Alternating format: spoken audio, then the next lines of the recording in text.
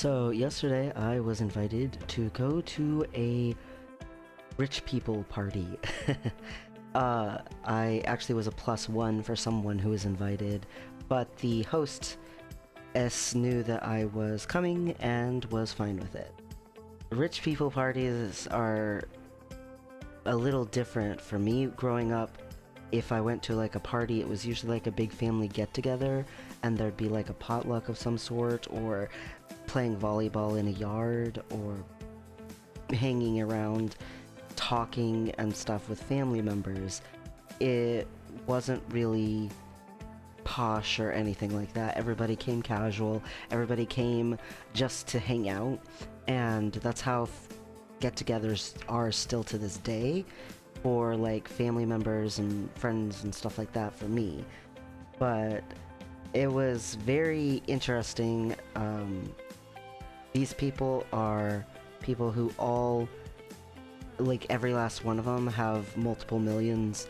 The party was hosted in a multi-million-dollar waterfront ocean view property that was owned by the hostess, and there was charcuterie boards, there was fancy wine, there was margaritas, there was blah blah blah. I didn't drink, but pretty much everyone else did. I considered myself to be the designated driver, so I didn't do that, but like there was, fancier food as options for stuff, and then on top of that, there's the view, which was just ocean and mountains, and we stayed until we were watching the sunset on the water and all of that, and I felt a little awkward sometimes, so I went and sat and looked at the ocean sometimes. I get a little overwhelmed at parties in general because I am an introvert, and it is like emotionally draining to make small chat. But I do my best to talk to as many people as possible, at least for a few minutes, and be amicable with everybody. Some people, though, it's a little harder than other people. Some people, you can just chit-chat and it's fine. For whatever reason, I get along with cute little elderly women really well, but overall, there's a sense of very strong difference in class.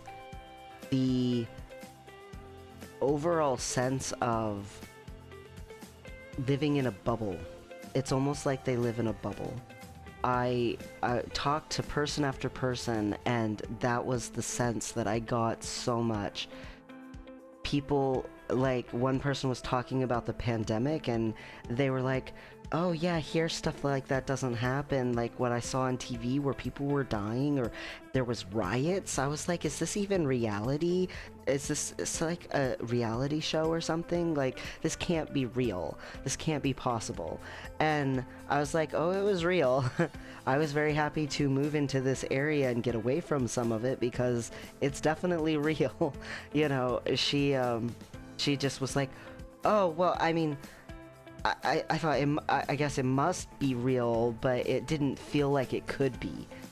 And then there was someone else who was just talking about, oh, we just recently took the whole family on a 12-day vacation, doing rafting in the Grand Canyon, and to prepare for it we went on a 6-day trip at this other river area, and to prepare for it and everything, and just vacations.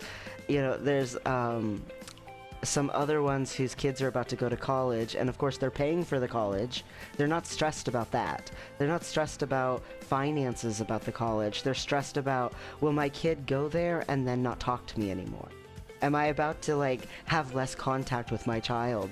I'm very like scared about it, And forgive me, I had the gall. One person there was pregnant, and I have a ton of experience with children, between volunteer hours with kids, and also I've worked with kids. And so I offered, hey, if you need a babysitter after the baby's born, feel free, because we had acquaintanceship, you know, and stuff. But I was like, if you need someone to watch the baby because you're exhausted or whatever, just hit me up. And you know, they knew I had worked with kids, so it was not like it was a super inappropriate suggestion or whatever. But someone else was like, oh, they won't want anyone to watch children at first. A parent has to build up to that, as if I've never worked with parents before, but that's a whole other thing. But because their child is their most precious investment. I just I mean, yes, children are expensive, and yes, children are absolutely precious, but it's a different way of stuff in general. They had a garden, and the person I was with was like, oh wow, the vegetables, they look so great and everything. And they were like, oh, here, have some. And so they gave them a bunch of vegetables from their garden, and the person I was with is like, yeah, I'm gonna make ratatouille. And so I had to carry vegetables around for part of the time because the person I was with wanted the vegetables, and I felt obligated to carry these vegetables around. But, you know, the wealthy person lacked the practicality to say, oh, I'm giving you all this stuff, let me give you like a paper bag to put them in or something. Like, there was no practicality to even a nice gesture. It was very out of touch. Like, a lot of the times that I felt uncomfortable were very much, I always felt like I was in the way. There was no place for me to just like be okay there, so I didn't feel like I could really sit down. And then people kept wanting to get into stuff. I eventually started helping people know where the trash can and the recycling were, because apparently they were oblivious to where that kind of thing was. And I ended up sweeping up a mess.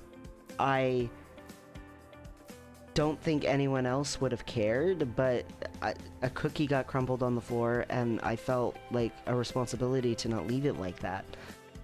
I'm sure, you know, a maid will come or something at some point that they hired, but there was just such a different sense. There was a point when I went down to the waterfront with the person I attended this party with, and there were a bunch of people sitting on the stairs. There's like cement stairs down into the water, and I was going through, and they were all chatting about like stuff that I would never even talk about, and I was like, excuse me, you know, trying to go through because they were sitting on the stairs, and they leaned over and stuff, and they're like, oh, here you go. And I just felt really uncomfortable invading their quote-unquote space. So I was like, I'm an invasive species, as I was going through, and they all laughed. They thought that was so funny.